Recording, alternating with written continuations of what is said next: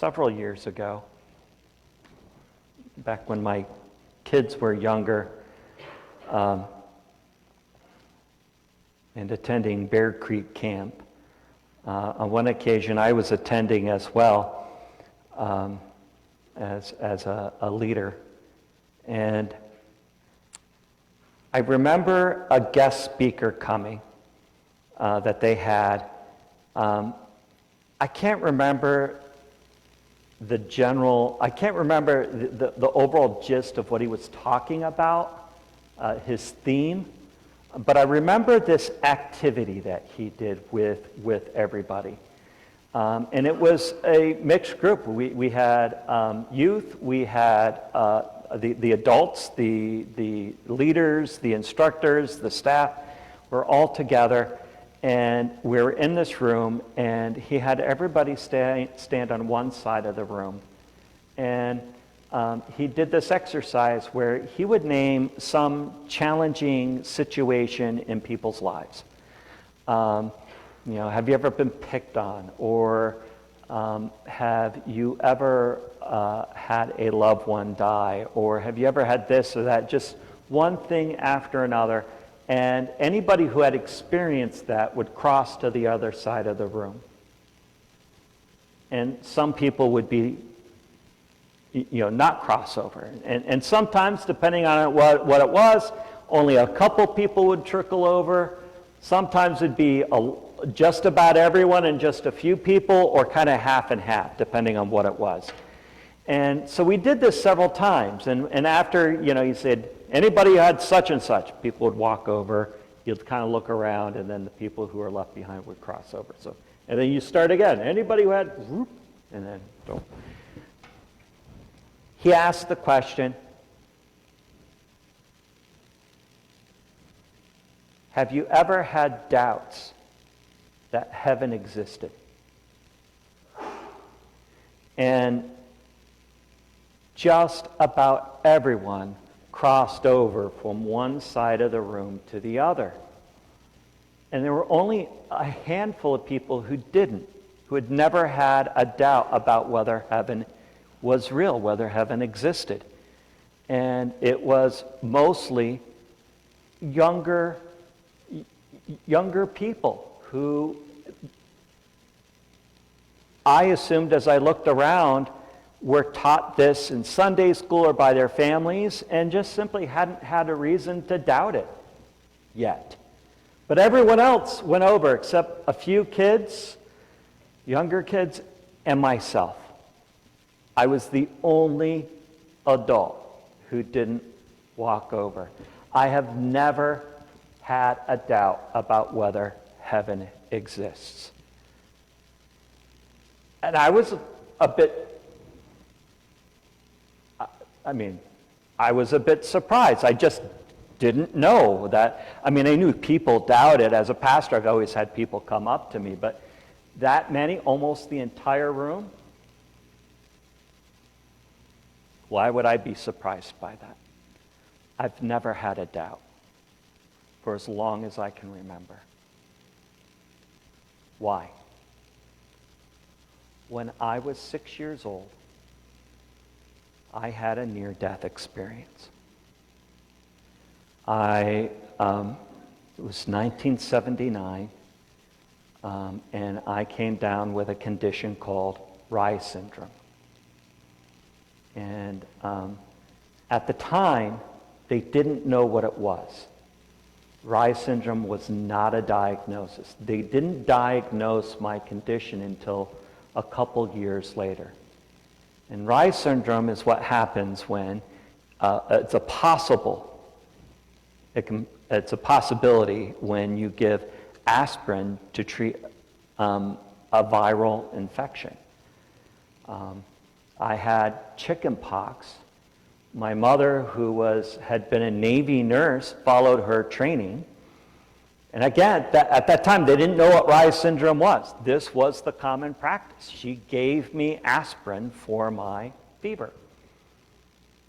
And when you do that, you give aspirin for a viral infection, there is a chance for a child to have Reye's syndrome. And Reye's syndrome is when the temperature, the body temperature keeps rising and rising, and the organs in the body begin to swell, including the brain. And at that time, there was about a 2% survival rate. Again, they didn't know anything about, they didn't know about this. This was not an established diagnosis at that time. And so when I was brought to, Ashtabula Hospital and then brought to Rainbow's Children's Hospital in Cleveland, they ran every conceivable test trying to figure out what this was. And my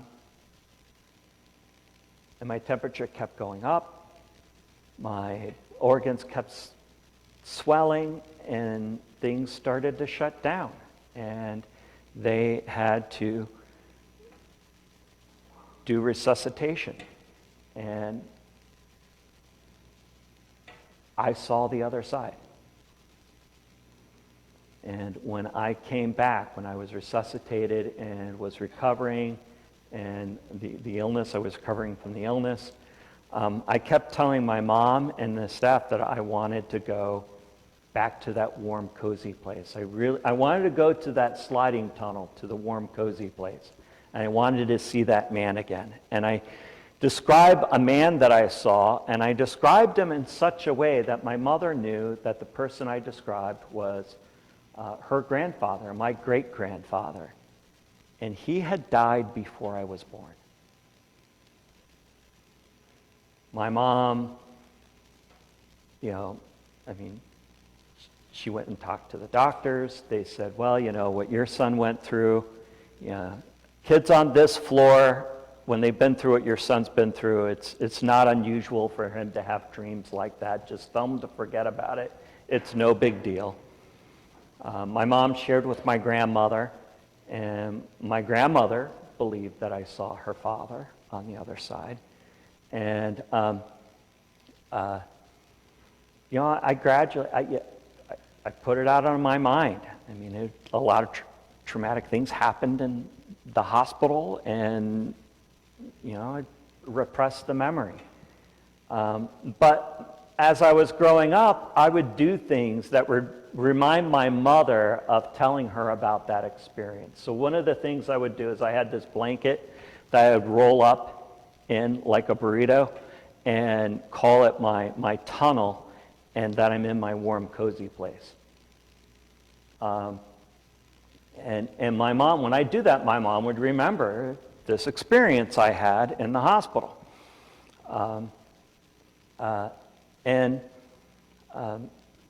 Many years later, when I was a sophomore in high school, I had long stopped rolling up in the blanket and calling it my warm, cozy place at that point. My mom saw a program, Donahue talk show, during the day while I was at school, and they were talking about near-death experiences. And my mother at that point realized she had never heard of them before. She's like, oh, that's what Matt had.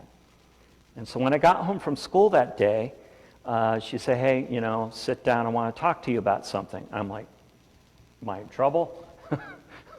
What did I do this time? And she goes, you're not in trouble, it's okay. I just want to, do you remember when you were in the hospital? I said, not really.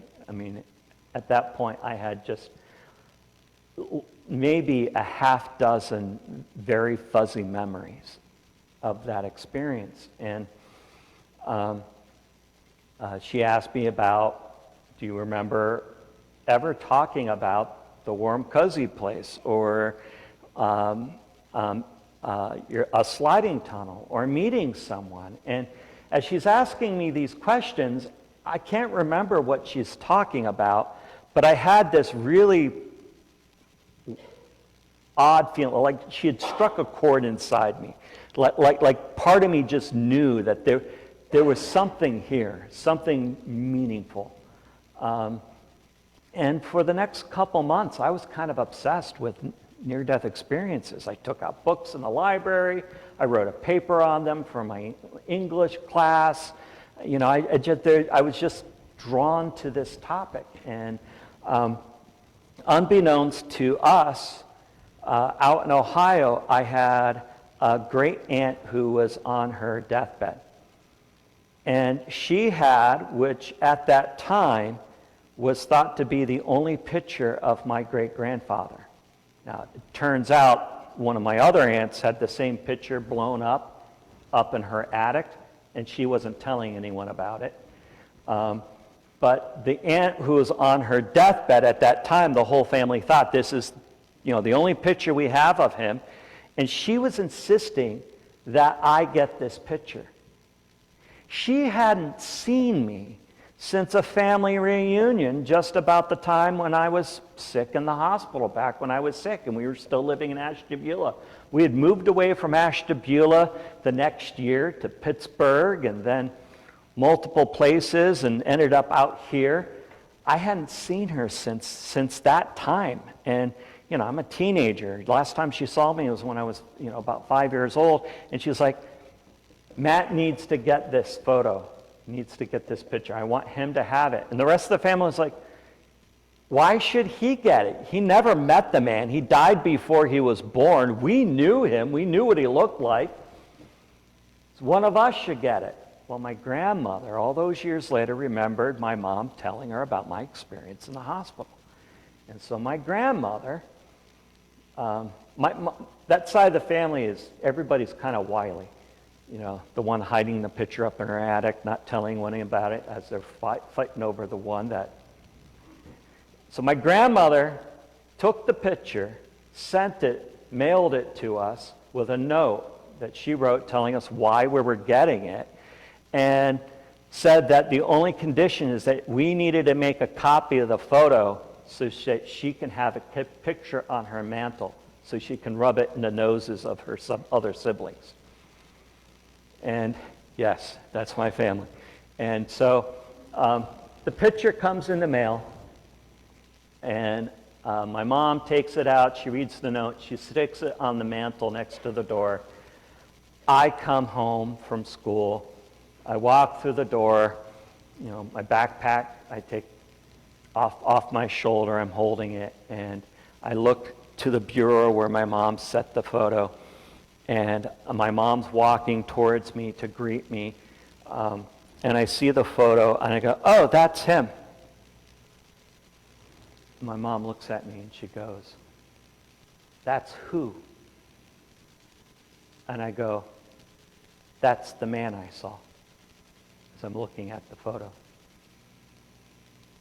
And she goes, do you know what you just said? When my mom said those words, do you know what you just said? I had the spookiest, not spooky's not the right word, just butterflies, unsettled, like, oh my God, like just this, it's hard to explain the feeling. I mean, it wasn't spooky like I was scared, but it was like just totally unsettled, like just part of me was just revealed to me. And the reason why I felt that way is because when she said, do you know what you just said? I could remember myself saying those words. That's him. That's the man I saw, but not being aware of saying it. The only way I can explain that is like if somebody's trying to get your attention while you're reading a book, and they say your name 3 times, and they don't get your attention until the 3rd time. But when they get your attention the 3rd time, in that moment, you can actually remember them saying your name the first 2 times. So when my mom said, do you know what you just said? In that moment, I could remember myself saying the words, that's him, that's the man I saw, in that kind of half dream state of distraction, like subconsciously, like hearing your name called the first time, but only knowing it when your name's said the 3rd time. And And in that moment, that those months beforehand when my mom had that conversation with me about Donahue, and I was kind of obsessed about it, in that moment, I knew without a doubt, even though the memories still were not accessible to me, I knew in that moment that had happened, that it was absolutely true. And to this day, when I look at that picture of my grandfather, or great-grandfather, I get the feeling, that feeling. And even now, and I've told this story numerous times, I've never actually shared it in a regular sermon like this, but some of you have heard this story as I've shared it on certain occasions. I think the Bible study group has heard it. So I don't talk about it all the time, but every time I do, I still get that same feeling inside. Years later, probably about 8 years ago, those memories finally became accessible. And so I do remember the experience now.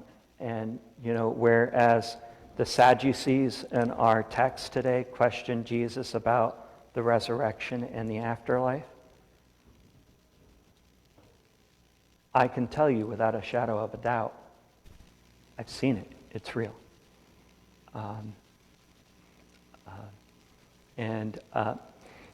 Medicine has studied this. There's medicine will say that there are like biochemicals, whatever neurotransmitters that get released in the dying process, and that might explain these as visions.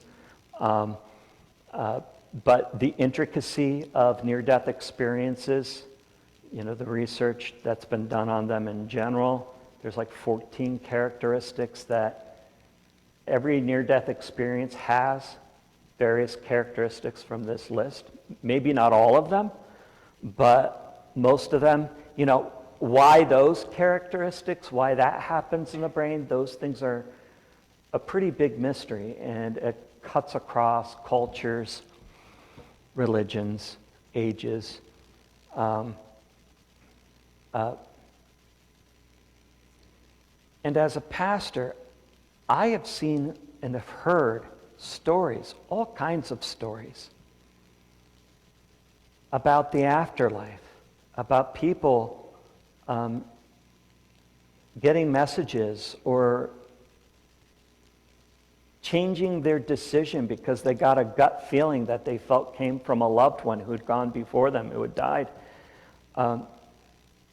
Some of these stories, the idea that maybe their brain is kind of filling in a neurological gap that the person's death has left, almost kind of like after an amputation of your hand, still feeling your fingers, kind of a phantom sensation where your brain kind of fills that in, and you project that on some random thing that happens, and you will put meaning into it. So there's fancy explanations that very well may be true about people encountering their loved ones who have died after them. But so many of these stories people have told me, if that's pure chance, they really hit the lottery, in my opinion.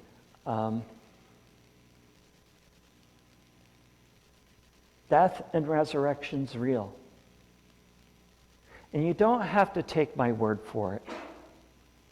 I mean, I have always had faith. I had this experience when I was young, and I have always had one of my spiritual gifts is an absolute faith that no matter what happens, no matter how bad it is, no matter that God always does work new life and resurrection from it, either in this lifetime or in the next. This is core to our belief as Christians. We believe in death and resurrection. It is promised to us in our baptism. And it's not just our Christian faith. This is the pattern of the world we live in, of the universe, of death and resurrection.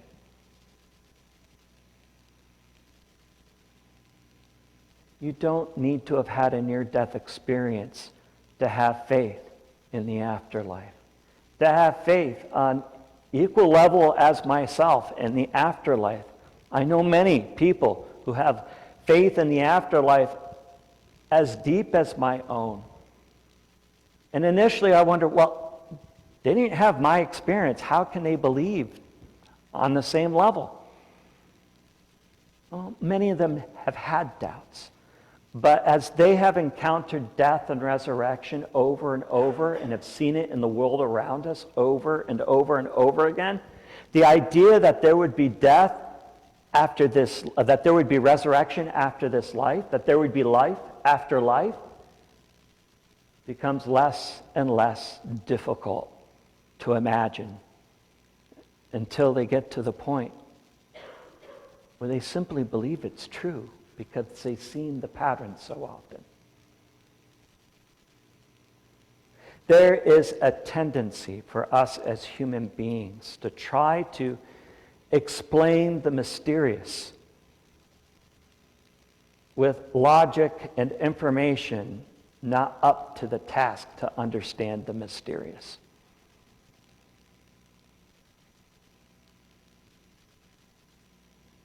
To keep us from having to wrestle with things for which we don't have an answer, and stick with what we can know for certainty because it makes us comfortable.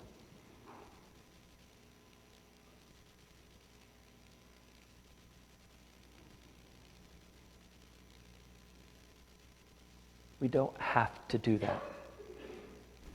The scientific method looks for more information instead of making assumptions. We as people of faith look for more information, but have faith and not assumptions. The good news is this: there is life after this life. Amen.